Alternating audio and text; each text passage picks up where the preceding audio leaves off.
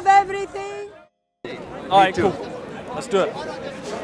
Pretty funny. What's up, bro? A suit? My goodness. Thank mate. you, thank you. Very Thank you very smart. much. Primark, very nice, very good quality. There's a certain cheapness about it, yes. Yeah, nothing cheap about this, man. It's You said it was it's not Primark. about the suit, it's about the wearer. Okay. It's funny, like us in the comments, it's like usually either you're a Polish immigrant or the suit's really cheap. I know. I love the comments, man. I always have a good laugh when I read the comments. Yeah, for real. No, seriously, they're fucking hilarious. Yeah, they're pretty funny. But go ahead, Will.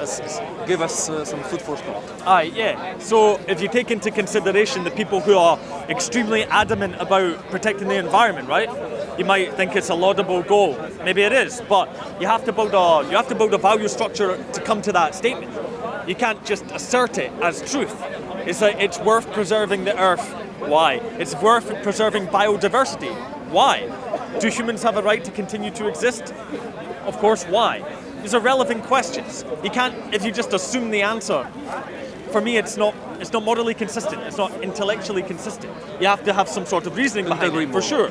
So that's what I want to engage with, and I haven't had much luck if I talk to people from Extinction Rebellion. I've talked to them maybe 3 times, but they never give me. It seemed like they'd never asked that question. They assumed it as a given. So that's why I'm kind of skeptical in a sense. So why should we preserve life? Well, we take that. First of all, there are people who follow the supposed ideology of a 16-year-old. Like, you can't expect a lot from people who follow a 16-year-old to the ladder and see. You mean the lassie Greta, who's she's not obviously not the origin of this way of thinking. Obviously, but they think she is. That's the main stupidity of the whole movement, because they think she is, but she's not. She's a puppet. Either way, let's go. Closer to the actual core. Yeah. You've been asking them why. Why do they care? Why is it the good thing to do? People in general, this question. Yeah. Very good question. People almost never ask that to themselves. No, they don't. For example, if we ask a person, is being a homosexual something good or something bad? Obviously, most people will say, at least in a liberal society, will say, oh, it's good, it's great, it's amazing, we should accept all of that. If you go to a more conservative point of view, to a more religious standpoint, they will probably say, no, I don't really. They will probably try to escape the question, like say, everybody has their own choice, blah blah blah. But in reality, they don't really support it. Right. So they will probably say no, at least in their hands. Now, what's the right answer? We have to think about the right answer. We can't just go with the flow, with any of the flows. Yeah. We need to. What's up, brother? Hi, mate. We need to go through a certain amount of steps to see, okay, what is good about homosexuality, what's actually helping society, what's good, what's bad, what's not so good. Whereas maybe because a greater question you could ask is, why do I feel the right to make value judgments about the actions of others? Yeah, that's a good question too. That actually, as an answer. Well, that's a good thing about homosexuality, is that you give freedom to people. The bad thing about homosexuality is when you glamorize it too much and when you encourage people for it, which creates people who are not quite homosexuals but are these fake homosexuals who call themselves so to be kind of popular or to be kind of the group. It happens sometimes. I've met people like those. So we're going to relate this to the environmental question. Just a second. It actually gives a bad reputation to the real homosexuals. But yeah, let's shift to the environment. What is good about preserving life? What is good about? Why is it good to let life exist? Yeah, right. Why? Very, very deep question. It is. Or you could say, why do we have a justification to exist? What's the justification of man? Because you could say, well, man destroys, man creates evil, man inflicts suffering, but I'm still making a value judgment implicitly that those things are wrong by nature. But who says? I'm saying to myself. It's not implied externally. Yeah, right. You understand? Because I think a lot of people are coming from a position of assumed objective morality, which cannot be assumed. That's oftentimes a problem. That's oftentimes a problem. What? Yeah, that's oftentimes a problem. Yeah, people just assume an absolute kind of morality and they make their judgment on that. But listen, I think the answer to that question is easier for some people than for others. If you are looking for your personal answer for that question, You can, I'll tell you mine soon, but you can just make Yeah, sure. whatever you want. If you're looking for an absolute answer to that question, for an absolute moral answer to that question, you will never find it. No. You will never ever find it. My think so. personal answer to the question, does life deserve to exist, is yes. And my justification of that is because that's what I will. That's what I want to happen. Okay. That's what I choose. Is there a to rationale happen. behind that, though? There That's is. the more interesting point. There is. My rationale behind it is that life is the only morality that can exist. As we spoke about last time, it's about interest, because I'm very interested in life and in the existence of life. It's because I think without the existence of life, bro, put that down. Put that down. It's not yours. Put it down. It's all right, Riza. Put it down. Sorry.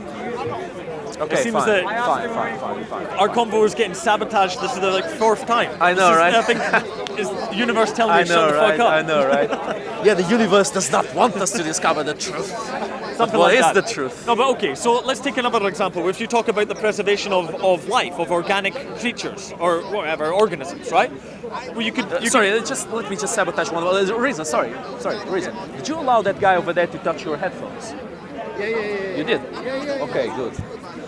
Sorry. So you Last sabotage. could say there's types of life that maybe people are... Well, if you take the example of maybe viruses, bacterium, invasive species, mosquitoes, predatory mammals, we generally don't have any qualms about eradicating them from existence. Exactly. Because maybe they cause an inconvenience towards our continuous existence, so we're putting a value judgment on that.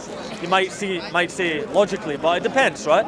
So if you talk about preserving life, is it only the furry little mammals that we have an instinctive maternal impulse to care for? Or is it about preserving the phenomena of life? You understand? It's a relevant question. Understand Because very well. you've got, for example, like the World Wildlife Fund or whatever, with the big fluffy pandas. But where's their concern for the Not ants? just about fluffy. It's not just about You understand my point? We try to exterminate the rats too, and they're pretty fluffy. Right, okay. And yet they're a big play.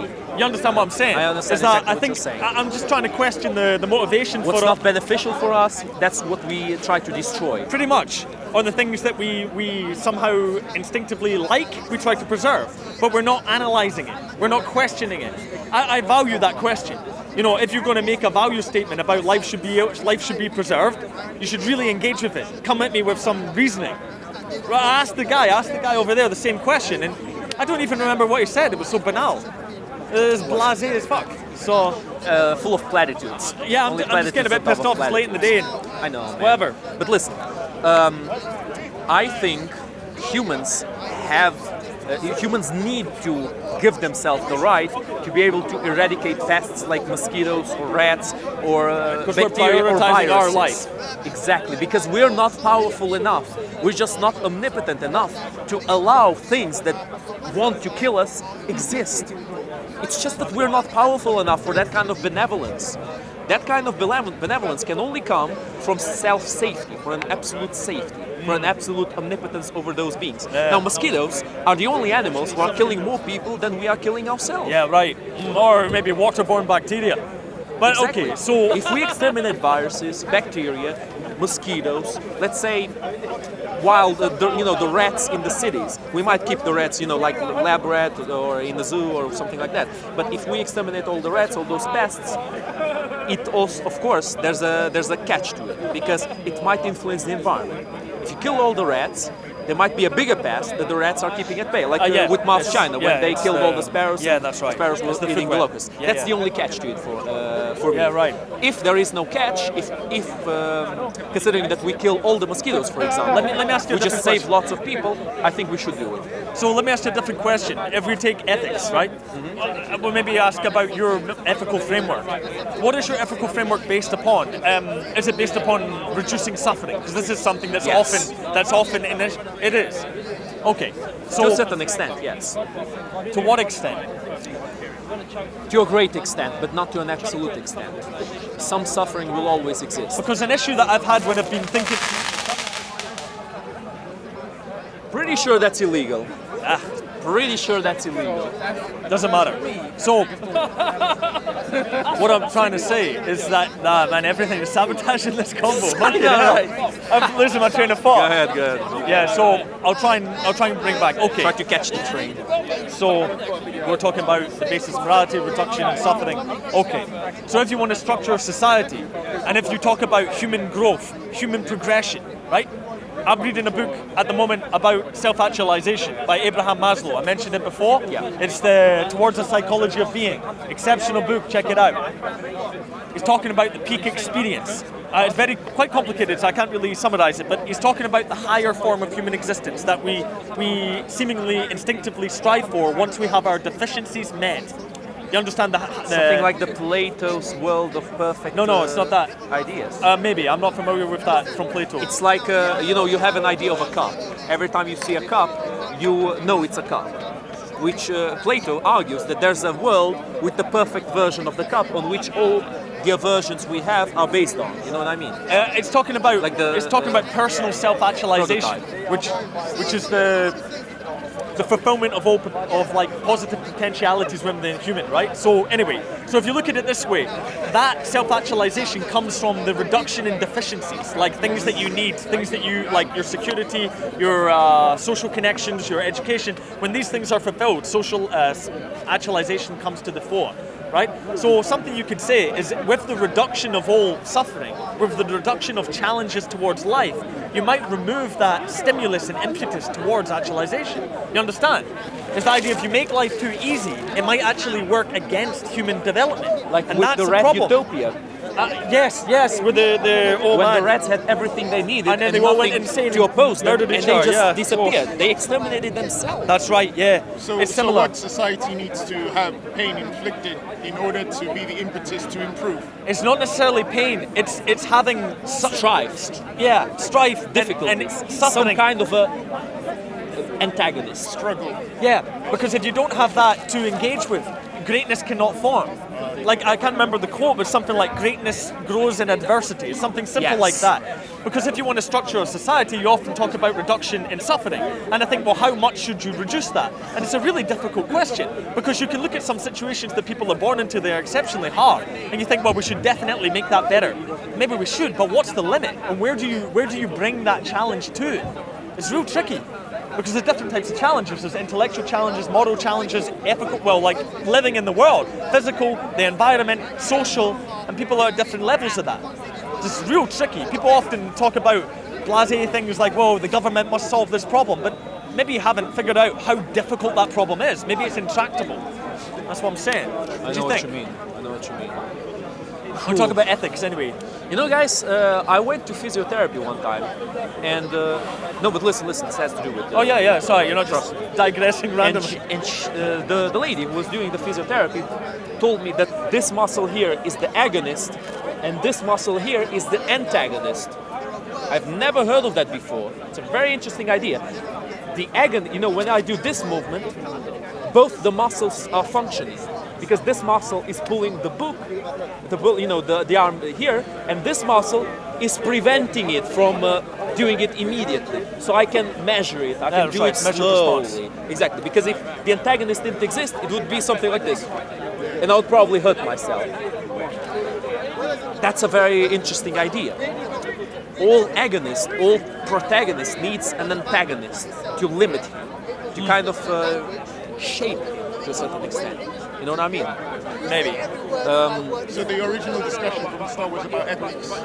It's only just started. Well, I was asking about what's the justification for mankind's existence? Like, why do we deserve to continue to exist, considering perhaps that we manifest evil within the world, evil by our own judgment, right? So we produce that, and you could ask, with all the suffering, maybe it's disproportionate. You might look at the world and see a disproportionate amount of suffering and harm and evil, and you could say, well, maybe mankind should be eradicated. And that's a question you really have to deal with if you want to be honest with yourself. So it's a difficult one. I think it's because within us we have the instinct to survive, to stay alive. Most of us, I do know that minority commit suicide. No, I understand you. But within us, we have that instinct to want to live. So in answer to your question, we couldn't really analyze because... Should we? Like, if I can ask this question, there is another potentiality. You know what I mean? But it's still hard-coded in you to stay alive regardless. Well, yes, to a degree, like you mentioned, suicide, because or acts of self-sacrifice where you can intentionally, consciously, willingly end your life, possibly for the helping somebody else or the keeping an idea. Like Is that really a justification? well, to that person, it is because That person. but that's all you got. If you're in control of your life, you're the judge of your life. Exactly. So that's That's what why I'm you saying. choose the point of It's firework. I can't. I imagine that's going to get shot at somebody's face What at one the point in the fuck future. is this? I imagine that's why they're here. who's doing this? A couple of the Who the fuck is doing this? The Where the fuck is the police? they've gone. Huh? Who? Guy Fawkes. Guy Fawkes. Doesn't matter. Cultural reference. Yeah. You wouldn't understand. You're a Polish immigrant. Oy vey! Oh! Oh, I'm just quoting the comments. Oy vey! No, you're Belarusian. Well, you see, Okay. Anyway, No, sorry about I'm from Moldova, from see if we Russia, can get from back- Romania, from Bulgaria. that. See if we Everywhere can but get back in Ukraine. action. So you see what Let's I'm try, saying let's try. about if we have that predepensity towards negative action in the world, you might ask the question about whether we should continue. It seems a bit tense today, doesn't it? It does. It's like there's something in Very there. tense, like something is brewing I here. already had 3 engagements with people in a hostile way, and I'm just standing here. So Yes, I saw. It's weird. Why did they come to you again? I have no idea. Supposedly, I'm a more controversial character here. Yeah. Should come to me if they. Gabriel film Hey, how's it going, bro? How are you? Gabriel, Good. not bad. Sorry, bro. Good. Is the other guy? Ah, well, let's just. Valentino? end it. well, maybe we can open it up. Yeah. Yeah, we can Valentino. open it up. Hello. Yeah, I guess we could open it. We're filming. he did it. The Oh, kid no. there with the Maybe we grey should hat. step back. What's going on with them? I'd like to say, where the fuck is the police? We film films and yeah. He's very serious though. No, he's okay. He's a nice guy. They're nice people. Nice people. Pavlov. What's his name again? Pavlov. Pavlov. And Or your do you want to? your name again? Sorry. William. William. Well, they're nice people. We've had a little film. There was a guy there. What about yourself, man? So I talked to you previously. You mentioned me. You came from a Christian background. Yes. Does that still influence your way of looking at the world? I guess yes, it's still because I've been a Christian for years. So even when I stopped, I guess there's certain things I'll be doing by default, which remind me. So basically, my morals, some of them will come from Christianity. Yeah, right. Even though I don't go to church, but I haven't officially actually walked away from. Because if you think about it, if you say I'm no longer a Christian, did you actually go through a ritualistic procedure to let do you? Well, that's it. I didn't do it. So. Oh, I didn't. I wasn't aware of that. Well, I mean, as far as I see it, each person has their own individual spirituality, whether they know it or not, really. Because your interpretation of the doctrine is going to be individual in some sense. Like when you read a classic book or you listen to a song, people can have different understandings of the meaning, and that can shape the way you look at the world. You know what I mean? And I think that's a really valuable thing. Individual spirituality. Are you okay? They What's up? fucked off. Yeah, they fucked Who off. was it? There's a bunch of kids over there doing some fucking fireworks. Ah, right. They fucked off. Good. Let's continue. For now. For now, dude. Like they were starting to group up around me. Fortunately, there was a guy who came to talk in the. He intervened in the conversation. He said like, why to them? Why are you causing the trouble? Just stop it. This is not your hood. And they kind of fucked off. Unfortunately. Yeah. I have no intention to fucking fight them or to trade insults with them, but this is not. It's not legal to do this. Here, there's fucking tons of people here. I mean, are you brain dead? Are you fucking brain dead to do this shit when there's a crowd around? It just bewilders me. Just bewilders me. Yeah, for real. Anyway, sorry. Well, what was the conversation? Between ethics and the desire to stay alive, even though you want it, some people might commit suicide.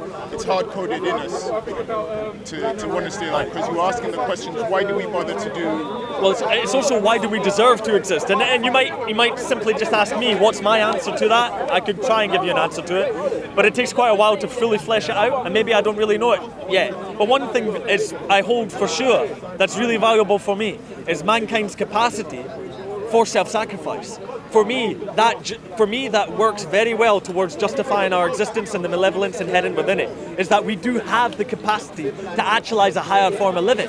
We can sacrifice for even an idea, an ideal, not even something that seemingly exists in the physical world, but something that exists within the mind, or it meta exists. You know what I mean? Because I was really inspired, and it was heartbreaking and touching and all these other words when I read the Gulag Archipelago. You know, the book about the communist death camps, the work camps in Soviet Russia. And they talk about these Christians because they tried to eliminate religion from the society, and they were very brutal to the religious groups and the Christians and whatever that were there. There was a story about a girl who was orphaned. Her parents were murdered, and she got put in of course, brutal orphanage, right? And she held a cross, you know, of the Christians on her neck, and the people around her, the adults, the other children, obviously abused her, bullied the fuck out of her, terrible things for somebody to endure, and tried to make her renounce her faith in Christianity, and tried to steal that cross from her. And whoa, it's making me emotional talking about this, man, because that girl there has probably endured harder things than all of us together, and stood towards that conviction and did not let anybody take away from those values that she held closer than anything else. Yeah, but why are those values justified?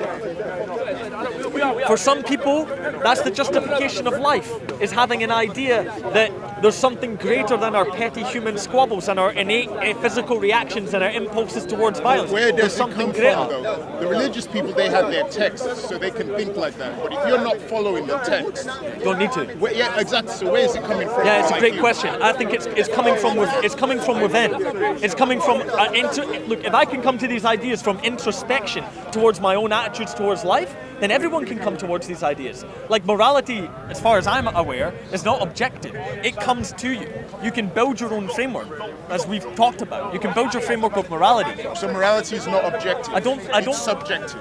Yes, I would say so. You're going to come to a point where the existentialists like Kierkegaard, if you're familiar, great philosopher, hard to I understand. thought you say his name Kierkegaard. I can't pronounce it, Danish guy. So he's I talking know. existentialist. Soren Kierkegaard. That's right, the forefather. And he was talking about when you get down to it, when you get really down to the core of asking the fundamental questions about ethics and reality, you have to make a statement of faith. You have to make a statement of belief, because you don't know. You don't know what's going on. We don't know what's going on in this reality. It doesn't make any sense. But you can say, I choose to think that this is a better path. I choose to affirm life. I choose to take it forward. Or you can negate life, and you can live a life of hedonism and violence. just answered your What question. what makes you make that choice? That's a great question. What Who is it knows? that actually makes you don't know? Who knows? Who knows?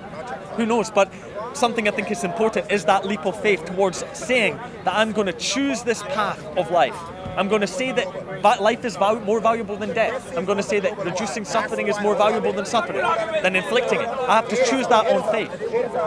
Faith. Yeah, faith in that what I believe is what I believe. Because I can't back it up. What can back it up? Where's my external reality? Where's my God figure telling me the reality? I don't have it. I have it from within. I don't have it from without. So you're making your morality from what you're feeling within, Yeah. but you don't know what it is. No. It's an approximation.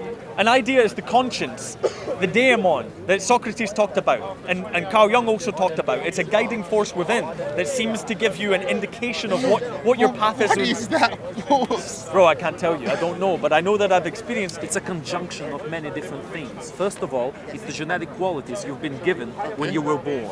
Secondly of all, it's the environment you were inserted in. I think it's something beyond this reality, bro. Third of all, This man reminds me of Tiger Woods.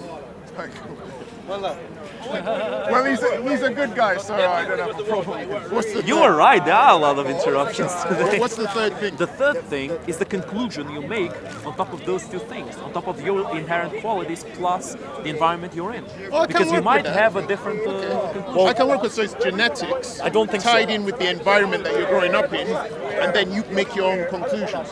I think those are the things that shape your will, that shape your soul. For me, the will of a person is the person's soul. I don't think it's entirely biologically related. If we're going to talk about soul, I think I can't say any of this is true. Who knows? But I think it would be beyond this reality. I don't think it's all biologically shaped. Possible. I think if you take it, it's going to be anecdotal, but there's certain examples of people that are brought up in similar analogous situations. And as many variables as you can, including being genetically identical, such as identical twins, growing up or becoming entirely different people with different understandings and beliefs about the world. Of course they have different experiences, but I don't think the genetic aspect is to be stressed. I don't like the determinism of it. Well, you're believing in something on faith that you believe is deep within us, but you don't know what it is. At least his has an explanation which is tied in more with reality. But it can't be fully expressed. I imagine he can't show me the gene that gives him You the can't fully predependence. express it either. No, Nobody we can. can't. So I don't think But I it's have more an valid. approximation. I have at least an approximation to it, an attempt, theory. I think the variables are far too complex. But here's an easy example. Why is it that when baby horses or baby giraffes are born, within seconds they already start walking? within Because the genetic. genetically it's been passed on to them. So I guess if we were, scientists, we might be, not that I'd want to open them up and then use some way of looking at their genes, but the point is it's within their genes that they know, get up, start walking around. Sure. They don't have to wait Because for they years. have a lot less to learn than humans. They have a lot less potential to accumulate knowledge. Really? Yes, that's the main reason. Well- Humans are so fragile when they are born because they have a huge potential for learning. Giraffes don't. Well, it's also that we need a huge amount of parental care to reach maturity, to where we can be self-sufficient, and this leads to society. This leads to morality, because the actions of others affect the whole, and therefore you need to judge that action and That how it ties affects in the with Imagine environment. environment. this. Exactly. So Imagine simple as this. that. Imagine Against this. subjective Imagine morality. humans would be born, and in just a few moments, they would be able to walk, like the giraffe. Well, first of all, it would be pretty difficult because, Should be babies. yeah, imagine that like a We're not designed for it. 5-year-old kid being born. Trying to Poor walk, mother. yeah. That poor The mother. bones wouldn't be strong enough. Exactly. Yeah. Exactly. But I like the part about the genes. There's something in the genes that makes us think, and then the environment. But then when we go into what you're saying, it's amazing, but it can't be proven. Well, That there's something deep nothing can within really us. be proven though. It's difficult.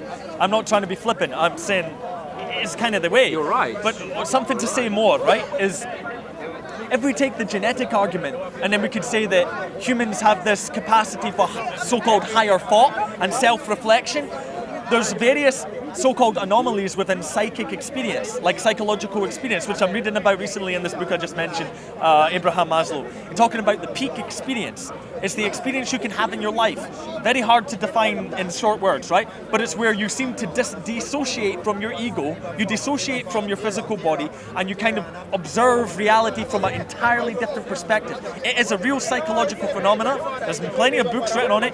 People call it the mystic. It's the mystic experience. You're familiar with this one. Does it count when you're high? I don't want Not, to sound not, that, ridiculous, not but that I've heard. just a It's, question. these things happen spontaneously. You cannot induce them.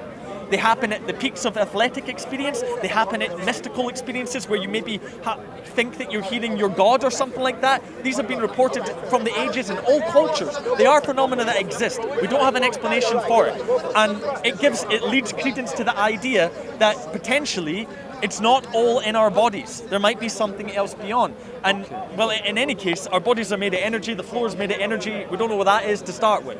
So it's a global mystery. It's fucking fascinating. But it's still scary because you're saying that something is giving us the morals and the ethics, which is deep within us, which is spiritual, that we don't know of. It's like a draw towards Some it. people might go into the realm of Christianity, Judaism, Yeah. Hinduism, whatever, but we're not doing that. Well, I'm not, and if no. it's not that, then what the hell is it? Well, those frameworks that you mentioned, they're frameworks, and from my perspective, they are structured frameworks of establishing a society-wide morality, enable the continuation of society. And they use that inbuilt morality. It's like, well, okay, don't rape, don't kill, don't steal, have children. It's standard stuff. It's not God-given. It's because it's functional in a society. Right, it's functional, and you could say, well, that is God-given because functionality is the continuation of life. You could make that argument, and that's fascinating Exactly stuff. the argument I'm gonna make. Yeah, well, there we go.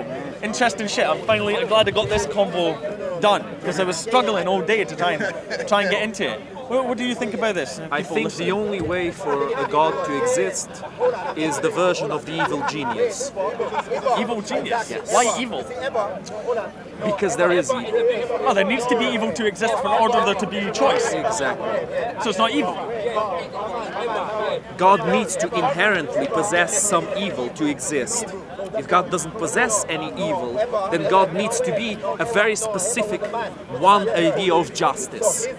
And if God is only one idea of justice, he will have to punish people who don't share his idea of justice. And if God gives the ability for people to achieve different kinds of justice without realizing it for certain, then that God is making evil in people inevitable. It's logical. You could say that, as we've had this discussion a wee bit before, is the necessity for the possibility of good and evil, but not necessarily its manifestation. Because I was struggling with this philosophical idea for a couple of months, and I still am, I still will be. But the potential of evil. You need to have the potential for evil for there to be any value structure, as far as I can tell. That's intellect. Because you need to have that comparison. You need to have the ability to say, well, you can do this, I view this as good. You can do that, I view that as bad or evil. Without having the opposite, you have nothing. You can't have good without evil. Yes. You can't have night without day. You can't have love without hate. Yes. You can't have any of them without intellect. And also, Intellect breeds both good and evil because intellect creates the morality. right. But also, like I said, it doesn't need to be brought into being. Like everybody's innate capacity for malevolence, for evil, it doesn't need to be done. You don't need to do it. You have to have the ability to do it, but you don't need to bring it into the world. And there was a thing at the end of the book where I was reading the Gulag Archipelago, where the guy said, Solzhenitsyn said something that makes me shiver, man. He said, if I can get it right, unless man makes efforts to constrain the malevolence within his heart, entire human history has been nothing more than an exercise in marking time. Got it? You understand? Our entire history is meaningless unless we constrain malevolence. That was his message. I recommend the book, man. Check it out. So I really feel that message, man. Because if you've seen it yourself, you'll know what he's talking about. You know what he's talking about. There's some real fucked up shit, and there's impulses that you can feel in yourself. You might feel impulses towards spontaneous anger or violence or aggression. I appreciate you nodding with that, because people feel it, people deny it. Don't deny it. Acknowledge it. Otherwise, it will master you. If you can't use your so-called dark side, you've got nothing. You've got no power. But if you can master it, you can do what you need to do in the world, I think. What you choose to do. Yeah, right. You have maybe the conception of freedom. If you repress something, if you repress your inner nature, how can you be free?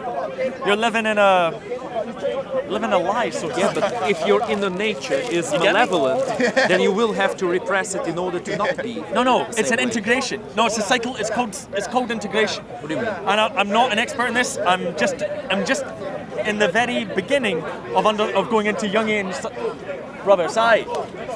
Jungian psychology, right? It's the idea of the integration of the shadow.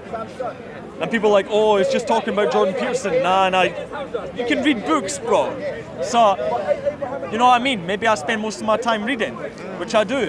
So, the integration of the shadow is taking that part of yourself, not repressing it, and making it whole. So that I can't describe it. It means that you're the master of yourself. Let's mean, make this Will. example simple. Okay. You mentioned malevolence. If your true self is to be a rapist and to rape women, That's exactly what I was talking about. What if a person is born with the random mutation of feeling pleasure when inflicting pain on other living beings? Now, in that case, the only moral choice is to repress your nature. It might be the case. Now, in that case, the idea of is possibly sadism you're talking about. The apparent joy of inflicting harm. Now, if you could say that this is something genetic, then you might want to maybe we could take the society-wide action of removing that gene from our gene pool. No, I don't. It's possible.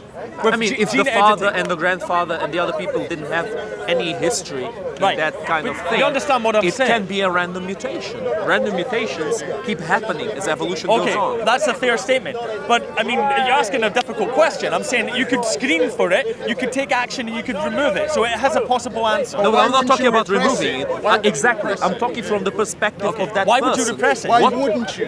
Okay. Exactly. Okay, That's and exactly what I mean. Well, we've already covered the idea of our ethical system. Is that maybe it's reducing harm. Rape causes harm, so you want to reduce that. Therefore, you would repress it. Ideally, you would remove it. Like, I would say But that... it goes against what you said earlier. Exactly. In what sense? You will have to That's what you- repress because your I'm talking- your true self. Okay, Yeah. Sometimes you will have to do it.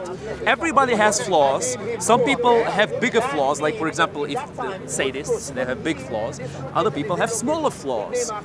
But you're picking hairs. It's No, I'm not. No, yes, I'm yes, not. you are. No, I'm because not. You're No, I'm taking, not. You're Sometimes taking it's necessary you're to taking repress a your tiny, true a self. tiny little percentage No, and using I'm it not. to contradict No, psychological Will, integration. listen to me. It doesn't Listen contradict to it at me. all, man. Will, listen. Listen for We're a wasting second. time. Listen for a second. You think I'm wasting time because you're not thinking about what I'm saying now. Trust me on this one. I know Hear what me you're out. saying. Just hear me out. It doesn't have to be a big flaw, like being a rapist or to be a murderer or to be a sadist. It can be a small flaw, like for example, not letting the other person speak. Not being able to allow silence. Pavlov, integration means the mastering of self. It's superior to repression. It's superior. Take this It example. is repression of self. It's not. It's a different. You don't understand the concept yet. So Go ahead. Explain to me. I tried to, but I want to give you a different example of what we talked about earlier, with the idea of, let's say, radical views in society that are actively suppressed by the majority, such as, let's say, this whole alt-right thing or these ideas or whatever, right? Yep. Now, the more that you repress, that people are like, oh my God, there's a rise of the far right in Europe. Well, the real pertinent question is, why is that happening, right? Why is it happening? Most likely because it's been actively suppressed. The more you suppress something, the more attractive the idea can become. You understand? This is a To a certain simple thing. extent, yeah. You hold something to be a forbidden fruit, people seemingly drawn to it. So this is the idea of why repression is not a good thing. You want to ideally not do that. You want to explore the ideas, make your value statements. People should be talking about all realms of the political spectrum. Nothing should be held off the table in a realm like this. You need to talk about things openly so you can understand it. We agree on this. That's what I mean. That's what I mean. I know what you mean, Will, but look, it's still to a certain extent repression. Even if you look, you might not like the word repression. Well, I but, clarified my statement, sir. but look, if you are shaping your character, there are things you will inevitably need to repress. Sometimes erase, sometimes repress, sometimes simply hide. No character is perfect in a society. No person can get along with everyone. No, But sure. there are some people who might look like they're getting along with everyone, right? Those are the people who are very clever because they know which part of themselves to repress when talking to each person. For example, let's imagine, you are a fascist and this guy is a communist. And Got a lot in common. Actually, Exactly. I'm not being ironic. True. You're right. But listen, there are many differences in ideology. Totalitarianism is the one thing you will have in common if you two have the ideologies you have. That's right. But the way that totalitarianism is being done is very different. I think we can agree on that. Now, imagine I'm this kind of merchant, and I need to strike a deal with both of you. I need to strike a deal for a business. Like Yugoslavia in the Cold War. Yeah, good example. Good example. I'm trying to strike a deal with both of you. To you, I need to speak in a specific way, and to you, I need to speak in a specific way. If you mention him, I will need to take your point of view and talk shit about him. If he mentions you, I will have to talk shit about you. Is this not is this not immoral? In a certain sense, yeah. If you're presenting a false sense of self, like you're always doing it throughout life. I'm saying I'm questioning the You might call it immoral, but then you call it. Yeah, I'm questioning the value of being truthful. Now it all makes sense. That's why you question the morality of life. Because you feel the lies in the existence of humans and you feel like it's not moral. That's why you question our existence. No, that may be part of it, but there's many more things to it. I think that's the main part of it. I think it's, at least it's a very important part of it. Look, humans are beings who have lies. You see, the word persona comes from, the word persona means in Greek, mask, exactly. The human character is built on many lies, on manipulation of truth, on hiding the real self from other people. This is the inferior human. No, it's not. Yes, it is. It's the superior human. No, it's not. It's the And not from my line of thought. Not from my line of thought at all. No, because there's higher values that you can aspire to. To give way to your inherent immediate reaction, your guttural reaction to anything, is the sign of a weakling. It can be. Yeah. To be able to repress that reaction, if you choose to, or to let it go, that choice is the proof of strength of character. And that ability of lying, of being able to repress that, that's exactly what makes a stronger person. But then it's not lying. I would is. agree. It's not. Why Because, not? because you have two reactions. You have an initial impulse and then you have a rationalization. Which one's true? Yeah, but your rationalization is to hide your true reaction. But it's not true. It's initial. Initial. Yeah, but imagine if you walk into a room. What and is you the see, true reaction then? Well, that's a good question. But let's see. Imagine if you walk into a dark room and you see like a snake-like form on the ground. Yes. Your initial impulse is go fuck no. Of course. And It's then genetic. and then you go right. It's just a scarf or some shit. So it's not true. It's an impulse that has value in that moment until you have a greater But it's analysis. Not true. But it's not true. Right. But I'll mention an experiment that was I saw that was conducted. What's not? And my example's basically, not true. these people, well, I'm going to tie in with what you said. These people were waiting in a room to take part in an experiment. that was the experiment.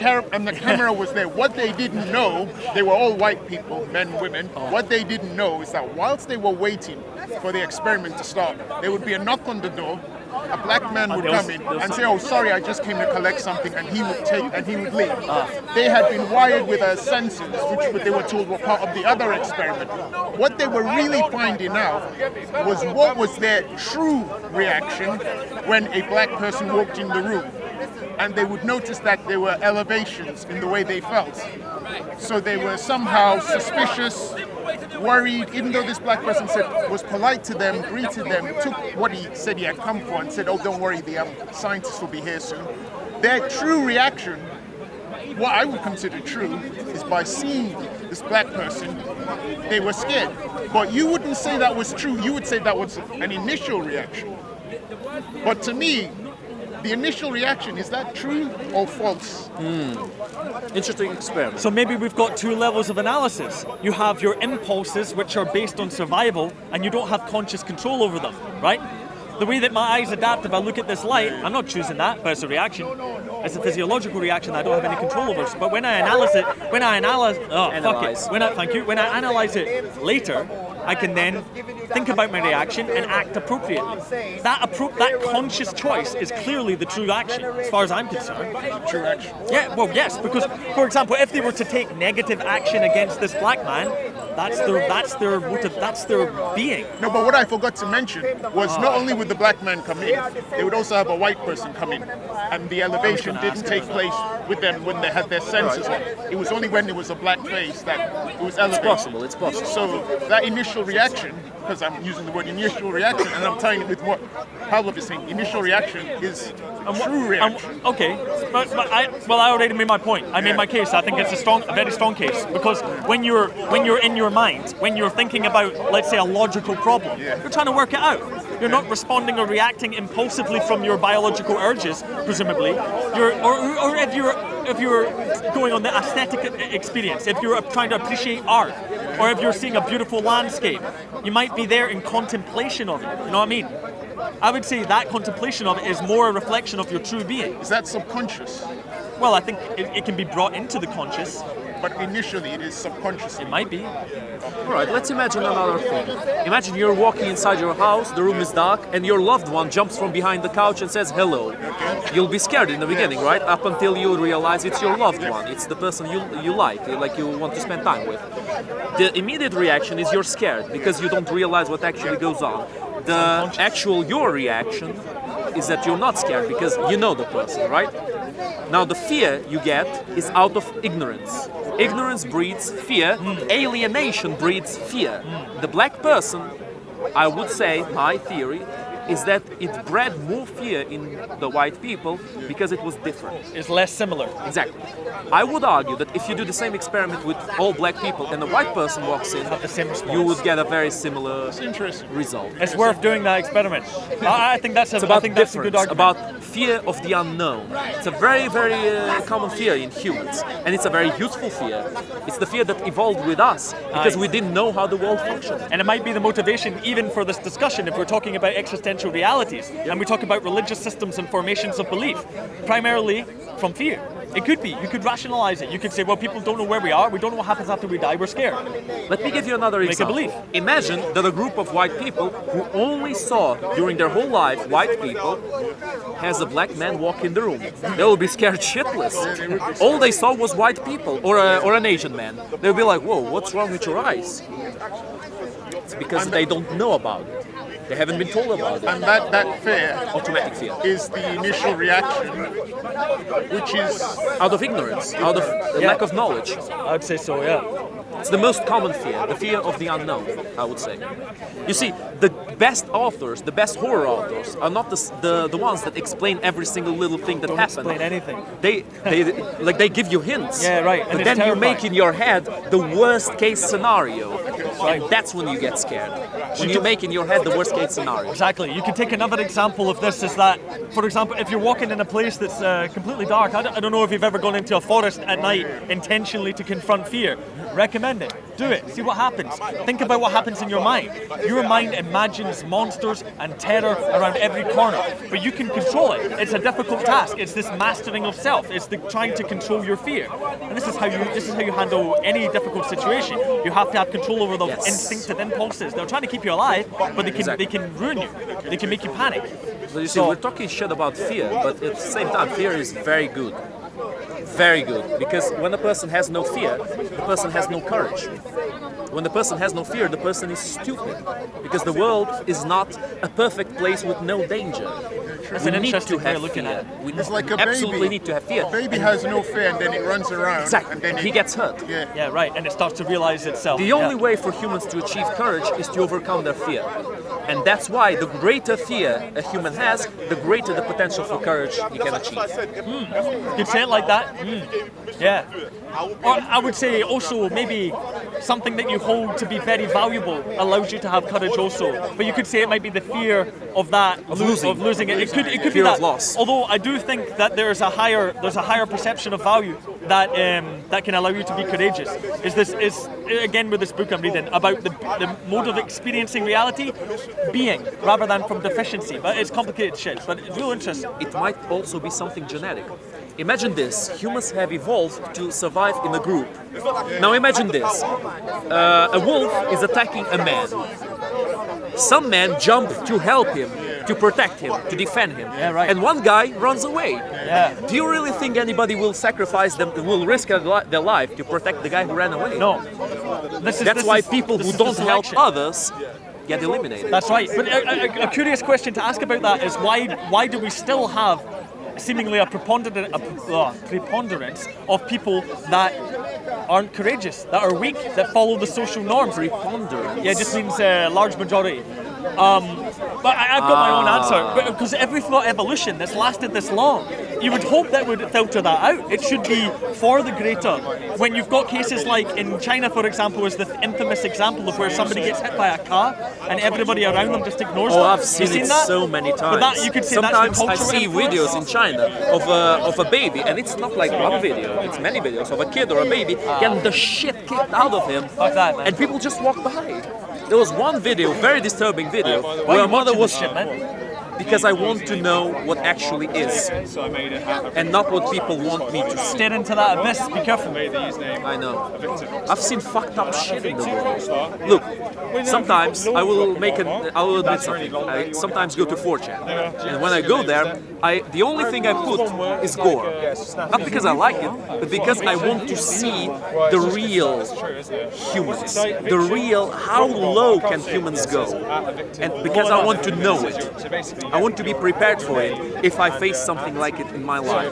Yes, that's right. You've got to be familiar with the malevolence of man, or you're not prepared to handle it. People cut each other to pieces. Yeah, for real. They do all kinds of shit to each other. They put a tire on others, then they set it on put gasoline fire. and set it on fire. So this goes back to what you're saying, that they are not. Are they showing their true selves when they take part in that malevolence? It's a good question. It's a part of themselves, yeah. It's a true Malevolence, part. the potential of malevolence is always part of us because intellect gives us that potential. The line of good and evil The only runs way down to the heart of eliminate every all man. kinds of potential for evil That's is it. to eliminate intellect. I find it interesting an atheist who talk about good and evil. I'm not. Sorry, brother. I'm gonna. Oh, I'm gonna look talk at to these Mr. guys. Paul I'm not trying mocking, to I'm just send saying us it's interesting. jokes about atheists. No, it's a good point. Never It's a saw valid- that one. It's a point Pavlov, about I would atheists prefer using if very we could- religious language. I would prefer if we could continue this discussion in its fruitful Fair enough, direction, fair enough. if you don't mind. Let's continue. Yeah, it was just fascinating that we can never get rid of that malevolence because, as you say, it's part of intellect. It's bred by intellect. And also, Even though evolution weeds out some behaviors, like for example cowardice, when you run away from the wolf and other people try to help the guy, that means you will sacrifice yourself for the people who help you, and you won't sacrifice yourself for the people who don't. Even though evolution eventually weeds out those kinds of people, intellect always gives us a choice, which means eventually those examples will repeat. Because we still have the choice for them. We still have the ability to imagine that choice. that's right. Yeah. If you can imagine a potentiality, it might be possible to bring it into reality, which is also, for me, leads a lot of credence. If you can imagine other realms of being, if you can imagine non-existence, maybe that's can exist. Does that make any sense? I don't know, because I want to ask you guys personally. Have you ever had the feeling of where you seem to disconnect from reality and you become aware that you're in this game, of this world, and you don't know what you are? Like you know that you're here. You didn't choose it. You can only, you know you're going to die. You know that you're here. It's such an incredible feeling. I can't express it in words. I get it regularly. It just blows my I've mind. experienced that, but it's God. only happened when I'm about to sleep. So it's the point between almost going to sleep and being awake, and then something happens, and I'm like, and then it's like gone for like a couple of seconds. But it's usually that period I'm about to sleep, but I'm still awake and I'm fighting with sleep. Yeah. And at that precise moment between both of them, being awake and being asleep, I feel a sensation. But then I'm thinking maybe it's just because I'm like drowsy. I'm feeling that. I don't know. It's absolutely incredible when it happens. It happens to me often, for example, if I'm engrossed, if I'm reading and I'm really engrossed in the topic, and then I put it down and I look out, and then my brain is like, "Whoa, what are you?" It's really like that. It's like because I can't express it. I know you can't put words. Can't express it. Words to it. It's. I don't have You that feel feeling like very a- often, but I have had sometimes. I think it's a very valuable feeling, a very valuable experience, because it brings to the fore that you don't know anything. It's the old Socratean thing. They called him the wisest man in the world in Greece because he was aware that he knew nothing. So they called him wise. I don't think he was the only one who was aware of that. Maybe Well, it's the statement of the oracle. It's a cause of your introspection. The more you're introspective, the more you ask, what am I? And that Yeah, of course. needs you to put yourself in perspective. Exactly. Intellect gives us the ability to question, which means the more questions you have, the more intellect you have. You will know that your answers will not be perfect if you have enough intellect to see it. You know, for example, a chimpanzee, usually animals, when they see each other in the mirror, they will get scared because they will think it's another animal, because they won't question their immediate reaction. Now, a chimpanzee. I saw a video, very interesting video, where a female chimpanzee is watching her in the mirror, and she starts touching herself. See, is the hair moving? Okay, this is okay. Is that me? That is me. It's happening the same thing. Self-awareness, isn't it? She's questioning. She's asking questions. It's terrifying. Yeah, but the chimpanzee is different. She has the genetic mental ability to do that. A dog could never do that. You could put a mirror in front of a dog. Would the dog realize eventually that it's A reflection? dog I could don't realize think, eventually, really? yeah. Could. A dog could? Eventually. I think so. I think so. Labrador Not could, immediately. Usually wild animals I don't mentioned that I'm not realize sure it about this one. after a long while. But you know, when you have a mirror at home, when a dog walks by it, it doesn't get scared every time. No, he doesn't even notice it unless you try and make it notice it. Yeah. Sorry, you were saying. Right. Well, just something previously stated when we're talking about good and evil. Let's say that benevolence, Malevolence, yeah. It's getting a bit bit cold here. So I don't really speak about it. I've been thinking about it in the idea of choice, in free will, and whether or not free will exists or not is a difficult one. Is that for me it seems an absolute necessity to have the ability to do anything, to take any reason like choice on Earth, physical choice, right? Not superpowers, but to have the complete spectrum of moral action. To have the complete spectrum. Otherwise, there would be no choice. There would be no true choice because you're forbidden to do this. Therefore, it's not a choice. And also, building on that, you wouldn't be able to. I would think you wouldn't be able to establish a framework of value. You have to be able to do the wrong to know the right. Yes. You know what I mean? And it's right from our perceptions. I've been really thinking about these issues for a while. You have to do, or you have to be able to. Have to be able. Okay. Yeah. Have to be able to. Yeah. Have to need to have the potential for evil to be able to choose good. That's right. And You don't need to do it, but just know about that. Yeah. When I say about the potentiality, it doesn't need actualization. It only needs presence. Yeah. Oh man. Yeah, look, I'm gonna give you an example. I think you guys will like this one. You ask a person, what do you think about racism? That person will say, oh, it's terrible, it's horrible, I dislike it. It's only scum have that. Now you ask that person why. Right. People That's get what I'm saying. speechless. They don't know what to say. They're not good. They're not thinking. They're not thinking why racism is not good. They don't know in their head why it's not functional, why it's bad. They just justified it. follow group mentality. You want to know another scary thing which I can use as an example? And this is between the religious and the non-religious. If you say to someone, having sex with a 9-year-old girl, is that good or bad? Bad. Why is it bad? And we have to Because justify the that. genitals are not developed enough. Yeah, but you can go into the scientific. Exactly. I thought about it. And, you can go I into know the science reason and because say- I thought about it. People should think about the reasons There's before more they give reasons the than reasons. just that. Yeah, There's more, but that's the main one. I think that's the main one. Yeah. Or then you could say that your morality you get from your parents, and because your parents never taught you to do that, you could say that's why I don't think to do it. But then we could go all the way back to what you mentioned in the beginning, that within yourself you feel that it is wrong to do that. But then the question is still asked, okay, within you feel it is wrong to do that to that 9-year-old.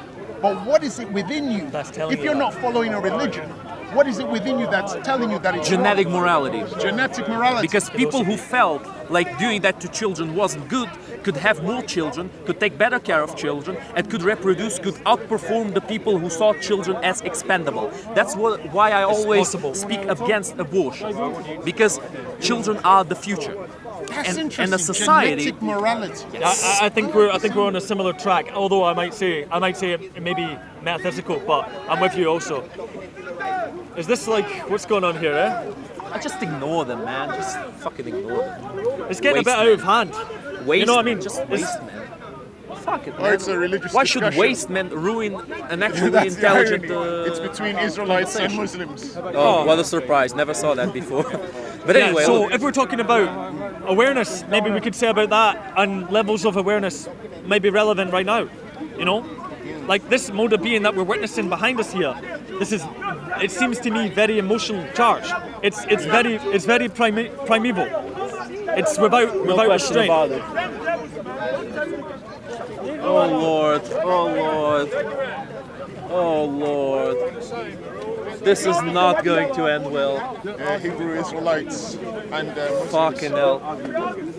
Hebrew Israelites are the people who hate Ashkenazis the worst.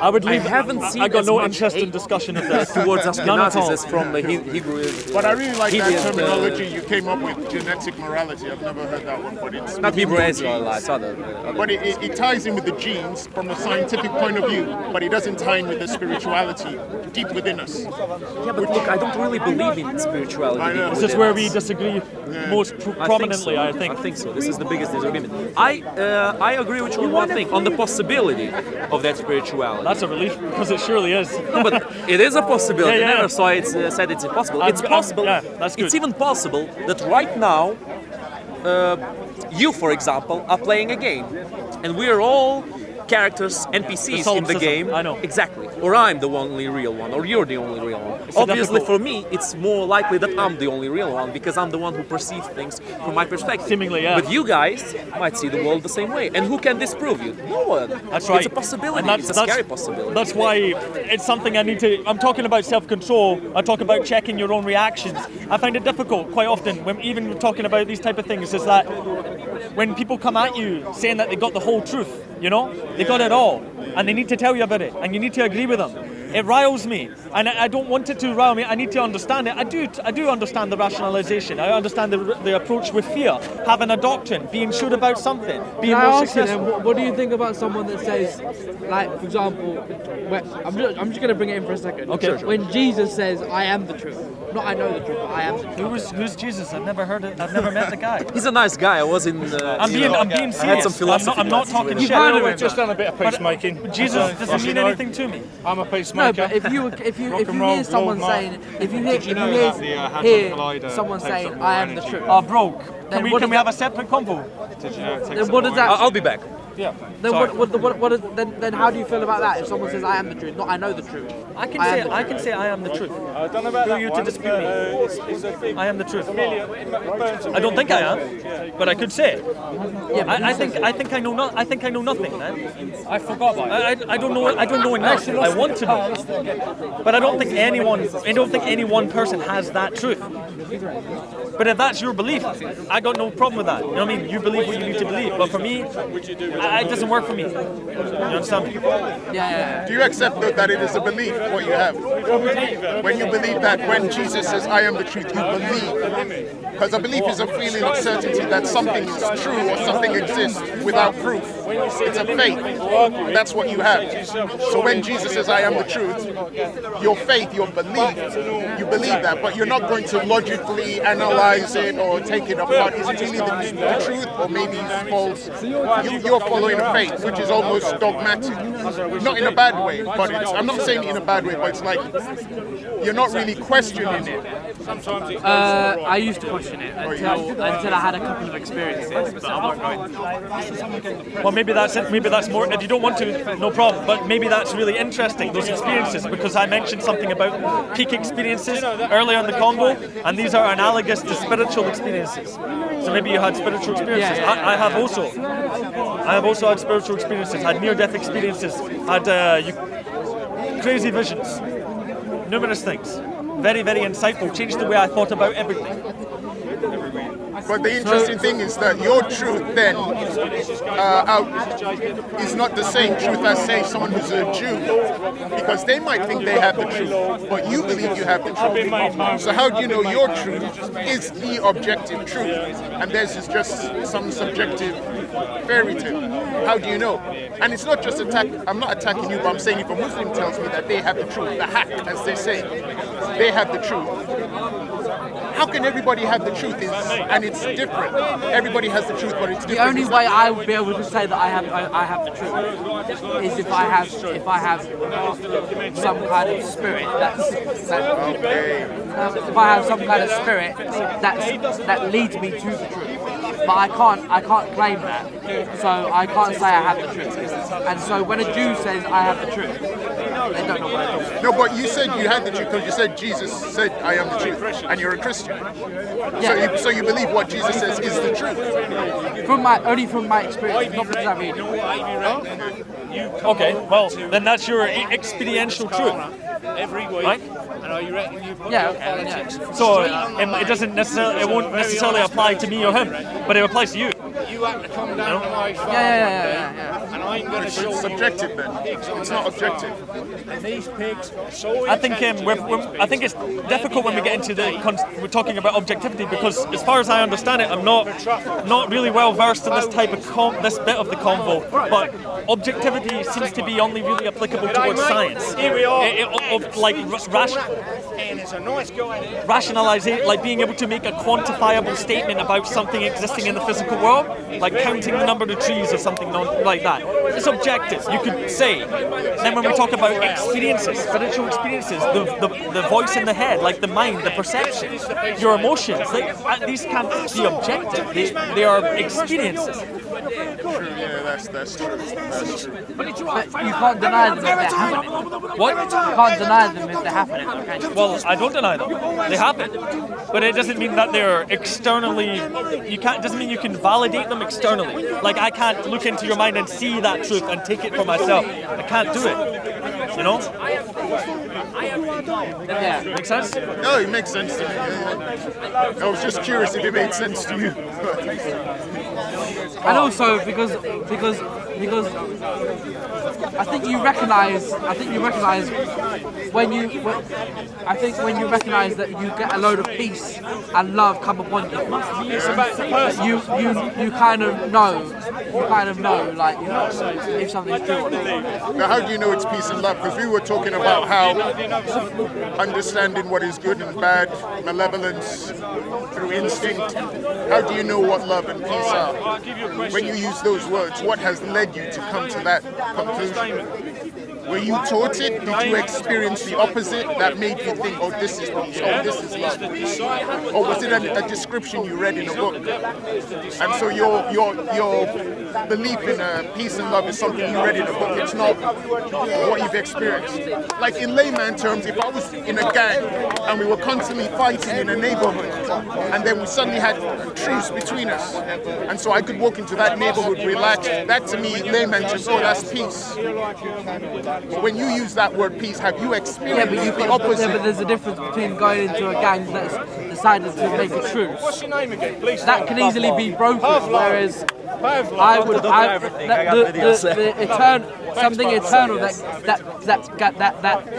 peace can come upon you from an eternal point of view. See, but that's it. Peace come upon you. That could be trust. That could be trustworthy. What does it mean? Peace come upon you. I'm curious when you use those words. What do you mean? Was it a sensation you felt when you said the peace come upon you? Peace of mind? It was peace of mind. It's not knowing that I was safe at that moment. It's quite a few things. So you know, but yeah, that's what I mean.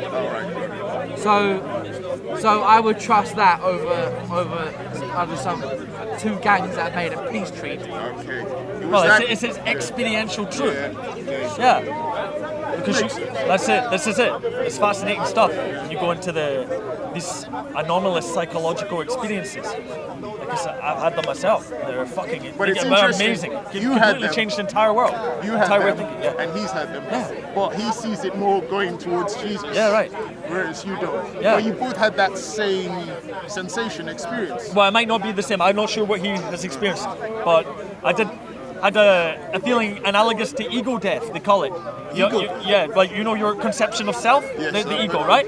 This evaporates, and it sounds cheesy because this stuff is talked about but not understood. I think you feel connected to everything. You feel a part of everything. Yeah, that's what You go beyond everything you think you are as a being, and you realize you are actually everything. I've never experienced that. Sorry. Yeah, Man, it's amazing. that's the feeling I got as well. That's the feeling I got as well. And thought a I had feeling of before. incredible peace. Yeah. Power. I felt power and peace. Have you experienced Beautiful thing. I've never Yes, I experienced that. have. Really? One Amazing. time. I almost died in the hospital. Had a near-death experience. I hated it. When I almost had a heart attack. When I came out of it, I had this incredible vision. I really hated that feeling. It was the worst feeling in my So how life. did that change you? Wait, guys. It led me to think a lot deeper about things. We need to talk about I know. this amazing completely- sensation experience you had. Pavlov just told me he experienced it, but he hated it. Why? From That what sounds a I'm- bit strange, man. Because you lose yourself. No, it just kind of makes you realise how shit you are. I had a different You feeling. know, because really, human Not beings. necessarily how shit. I didn't feel how shit I am. I felt how His ego wouldn't let it. little I am. Well, yeah. How insignificant. But I don't think am we are. in I don't the think we're whole world. insignificant at all. Yes, but if you are in that state, it's like your face is shoved in that truth. But you realize that you are actually all. That's the thing. Is this If you're construction all, of ego you is are not nothing. relevant. It's assuming duality. I don't think there's duality. I don't There think, needs to be duality. well, here there is, but I don't think Without here, I don't think duality, here there's is all. nothing. I think there's something beyond it. That's what I'm saying with I don't believe in that something beyond duality. If you have a blank sheet of paper, imagine that's everything that exists in the universe is like a drawing made by black paint or a black pencil or some shit like that, and you draw on that white sheet with that black pencil. You make a drawing, and that drawing is everything that exists in the world. Then you erase that drawing. What remains? Nothing. Nothing is what remains. If you erase duality, logically, I understand. Nothing exists. Logically, absolutely. I think this is not going to go anywhere because it's just an assertion. But I would wager potentially that there's much more than we can perceive, and I go from there. Right? Simple as that. I mean, I don't think it can be disputed, and I can't actually prove it, but that's where I'm at. I would be where they don't fear I would be depressed if this was the They don't fear that sensation like you did. You didn't like it. Life there is. At least there's death. Maybe I just had a slightly different sensation. I'm serious. I don't know. I mean, at least from the explanation, I see some similarities. But I also see some differences between my experience. Maybe that would be analogous to hell. Because my experience happened to me There's great after things you can I do left here. the I think this hospital is when for I had purpose. the operation I know it on my sounds cheesy. appendix. I think The there's removal of something the you can appendix, do which here is a that part has of the value. intestine. And maybe After it I has had the greater value. operation, I left the hospital. Yeah, but why and don't in we? the hospital, Why before don't we in the the 21st thing, century? they gave me, seem I to think it realise was paracetamol or what our value tramadol, is? one of the two. It's like a think it has drug, to a be light drug, individually realised. for me to not I feel think it's an pain, not feel so individual much experience, fear. like your experience, And I my felt experience. very can't force insignificant. it. All I could do we was do double confidence. hug my father and like just follow him. Keep following him. I felt really, really weak In in your that moment. And I hated it. what caused your I hate that excessive freedom. His was almost the same as yours. How he experienced it. strange? But my experience, the experience I had, I wrote it all down. By the way, it took me about 20 pages of writing to describe everything I saw. I remember you saying that. Yeah, talked about it before. It was the most amazing experience of my life. It's an experience that justifies life. It was. I could write it in unbelievable. one word: insignificance. That's your experience. That's not, the. not But it mine. wasn't insignificant. You just told me that you ended up having to hold on to your Yes, because I was feeling too weak to walk by myself. Maybe it's an archetypal dream. It just sounds like a nightmare, not like an experience. Well, many of my dreams are nightmares. No, but the one you Now, what told me, distinguishes a dream from a nightmare? the good feeling you get afterwards. Might be that. But good feeling is still a feeling. Now, the excess of the good feeling becomes a bad feeling. The excess of pleasure becomes pain. The excess of the dream becomes a nightmare. Well, I don't know. I mean, like for example, like I've had some horrible dreams, and there was not one point where I felt good in that dream at all. So, But you felt. yeah, Which means that dream is much closer to the good dream, that nightmare is much closer to the good dream than not having a dream. Infinitely closer, because you felt. I think you're losing me, man. No, feeling doesn't come in like good and evil. Feeling comes in magnitude. I disagree. No. You said no. You're Oh, wrong. we're going to have a big argument now. I'm not sure We're going to about have a that. big I'm not sure argument it's all. now. I don't think it's a relative spectrum. No, I think actions. What do you have, mean? It's not a spectrum. I think actions have inherent value, inherent meaning within them. I don't think it's a disagree. spectrum of intensity. No, You not at all. have no proof of that, and you have no probability of that. The probability of that happening is very small. And the probability of what I'm saying to be actually closer to truth is bigger. Because the feelings we have developed with time in order for us to be able to exist. Cells, from unicells to the development of more developed organisms, to sight, to smell, to, some beings can't see, some beings can't smell, some beings can't touch. They develop other senses to localize themselves in the world, to be able to exist. I understand the biological reality, but I don't think it's all. I don't think it's all of it. No. Okay, wait. Do you think the feeling of pain is transcendent to the feeling of pleasure? What do you mean transcendent? Beyond? Is it Superior? not the same receptors that give you the reaction of pain that the same receptors that give you the reaction of pleasure? Well, I actually don't know the It all biological depends reality on of that. magnitude, on the magnitude of the feeling.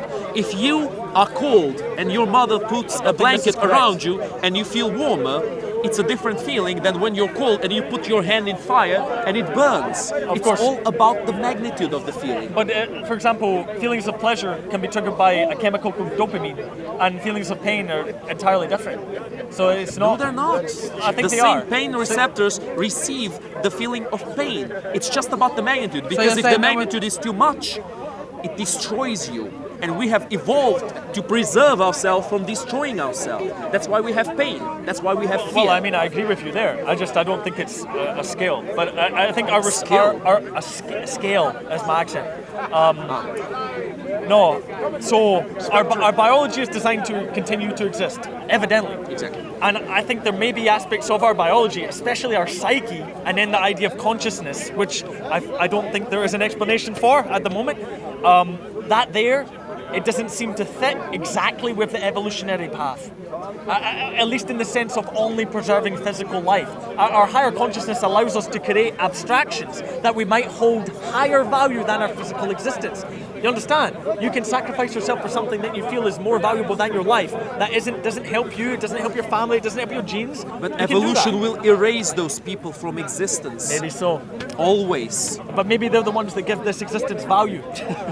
Like I said it right at the beginning, people who can sacrifice for others maybe justify our existence rather than just hedonistic self-gratification. Yeah. That self-gratification gets you nowhere, really. Oh, we're going to have another argument now. I don't know, man. I need to go soon, I think. Okay. It's a good We are coming Maybe back. we can stay, We're I coming don't back to the tribesmen defending their friend who's being attacked by a wolf. Obviously, the guy who doesn't risk it and just flees, it's not very good for him because the other guys will not defend him next time they're attacked by wolves, right? But if there's absolutely nothing he can gain by helping the other, if there's nothing he gains by it, he just sacrifices himself. Well, he just gets erased and he gets nothing in return. Assuming that life is the only value. It's all quid pro quo. It's all an exchange. Yeah. Well, this is where I seemingly obviously disagree. Is that I think there's value beyond only existence. What makes you think that? You could say it's that inner feeling. There's some things more valuable than just perpetuating existence. We already had this discussion. We did, but it's a classic. It is a classic, and we will always. William? You need to go? You're leaving, bro. Usual talking to you. Sorry, man. Pleasure. I don't know your name. Chris. Preston. Preston. Yep, I've got to go. I've got work tomorrow. So Good Yeah. talk, bro. Good talk. See you next See you time. later, man. Yeah, good Witness. banter. I want to know if She's your bro. My bro, yes, Shakara, my bestie. Anyway, look, let's not drag this too much longer. It's just that we will always come to the conclusion that my choice not to sacrifice myself for nothing, and your choice to sacrifice yourself for nothing. It's not for nothing. It's something it's self-perceived value. self-gratification in It's the end. not necessarily. No, Necessarily. no, because there's deficiency in needs, which leads to gratification, and then there's being value. Sacrificing yourself is what gives you pleasure. There's more than just pleasure in this world, man. There's more than it. There's a higher level. There is more than There's it. a superior way No, of being. There is more than it because of random mutations. But all the people who see more than it will get erased. Maybe that's the way it should be. By evolution. Maybe that erasal is the path of evolution. Maybe It's that's just the a correct way. heartless part of evolution. If you don't see it, I mean, you'll No, just of course I see denying it. yourself your Of existence. course I see it. But if you give me the choice of betraying what I hold to be valuable for another day's existence, I'm not going to betray that. But what you hold to be valuable is your choice. You can change your choice. You can choose to choose something different. Sure you can, but if it's a conviction, then you want to hold that conviction. Like somebody tries to force Yeah, but you not know to very believe well something. that nothing is absolute. Even your biggest I? convictions are not absolute. How do you I do know know that? about How it. do I We know spoke that? about it How do many I know it's not times. absolute? About the uncertainty of knowledge. About the perception of truth. Not to be a dick, but is it an absolute to be absolutely unsure? Of course not. Right. Well, it's self-contradictory. It's not self-contradictory. No. It is. No. You're falling at the same pitfall as Hashim fell when he was arguing with me. he asked me. I'm not arguing. No, to a certain extent, we are. Don't be afraid of the word argument, Will. Nothing wrong with argument. I want But to anyway. explore the ideas. That's But all. we can explore them by arguing. Discussing. Fine. Discussing. Let's call it a discussion. But look, what the pitfall Hashim fell into was that he asked me, "Are you sure that there's nothing you can be sure of?" And I told him no. And then he told me that you're contradicting yourself. That's a contradiction. Because my argument comes from perceived ignorance. My argument comes from me knowing, from me experiencing it, that I might not know all the truth. Yes. I don't accept the reality that I know everything, and seeing that I don't know everything, even though I might know everything, but I'm just not sure if I know it or not, there's no way for me to say anything for sure. Right. Even if I agree with you there, including the devil is in statement. the devil is in the details, because I might be absolutely correct what I'm telling you right now.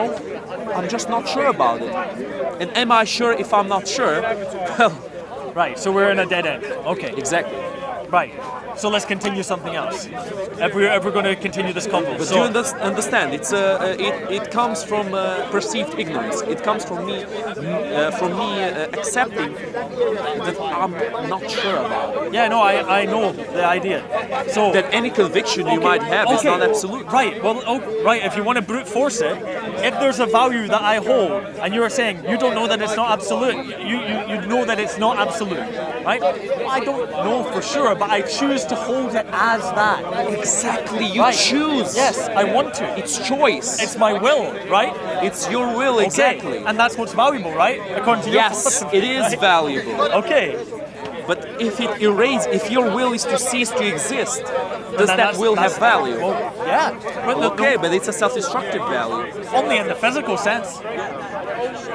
Okay, fine. But if you choose to cease to exist Because in completely, then Yeah. it doesn't only function in the physical sense. If there are more senses than the Oh, physical. if there are, but If we don't there know. So let's take the idea of death, right? It's real interesting. Maybe it's a simple thing, but it was really cool when I was thinking about it for the first time, more or less. Is the idea of perception, right? And when you're I was thinking about, because I was talking to a friend of mine who was thinking about the idea of death and was really sad about the idea that people she loves is going to die. And I was like, well, they exist in this world, seemingly, but they also exist within your mind, right? They exist within your memory and your perception and your emotional connection to those people, right? So in a way, when they physically cease to exist, they still exist. They're within People your truly being. die only right? when the last memory of them is erased. Right. That's when and people truly, completely, utterly die. So when you've got that perception and you hold that person that you love that's died, right, within your spirit or your soul or your mind or whatever you want to call it, right, and you're going to die too, right, and you reach that point of death. Now, presuming that death is, boom, your perception switches off. Then that memory, that thing you held to be valuable, that ideal, that person, they never cease to exist, because your perception is all you know. Your perception continues, gone, and then from that point on, you don't know that you don't have perception, and therefore everything continued forever, as far as you're concerned. If that makes sense. Yeah, but it might be gone too. Eventually, the memory of people might fade. It's from the idea of your perception is the only thing you have access to. So when your perception switches off, you don't know that it's off. And what it was at the end was the whole. Plus, the perception of others of you is an approximation. Yeah, but you get my point. You get my point about death there. It's all an approximation. So it's kind of like death is actually nothing. I disagree. Yeah? Your perception is, let's assume, maybe logically, The most certain that you have way- no awareness after death. I think the most certain way we have at our disposal to continue existing is the continuation of your blood. Is to have children. Oh, it's abstract. Yeah. It's an Yeah, but that's abstract the most continuation. certain way achievable to us. In a sense, yeah, or works, creations, art, philosophy, ideas, yeah. impact upon the world, many things. If you do have a child, your being, part of your being at least, will keep existing in that creature. Sure, and also, seeming as we're all genetically related, as long as there's one person alive, we continue. Well, also, we have random mutations in us, which make us evolve, which means the random mutation you have will get transmitted, and if you die, other humans might not have that same random mutation, which means part of you will inevitably be lost. Oh, maybe so. if you're not aware of it, it doesn't matter, eh? It's funny that. Well, you can be aware of it. Is the awareness of it the only thing that gives us value? Well, what I mean is that when your awareness ceases to be aware, for you there's nothing, because there's no you, right? So it's an idea of confronting the fear of death, is that it's seemingly a non-entity, death.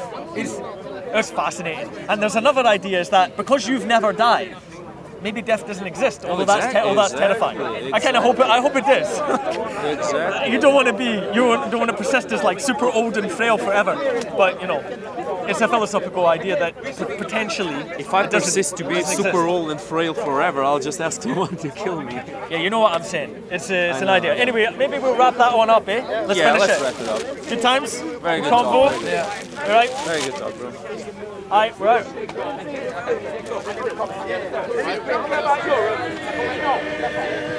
Content over everything. From your humanity. Come, man, say it straight. Man, don't listen to BBC. Man, don't listen to ITV. It's actually true, man. Listen. I can't argue with that. Fucking Polish economic migrant. I know. Ignoramus. But the nice thing is, we can laugh at ourselves. You can't laugh, when you take it serious, and you get in trouble. Yeah, man, if you get upset from the insults of others, you give them the power to offer you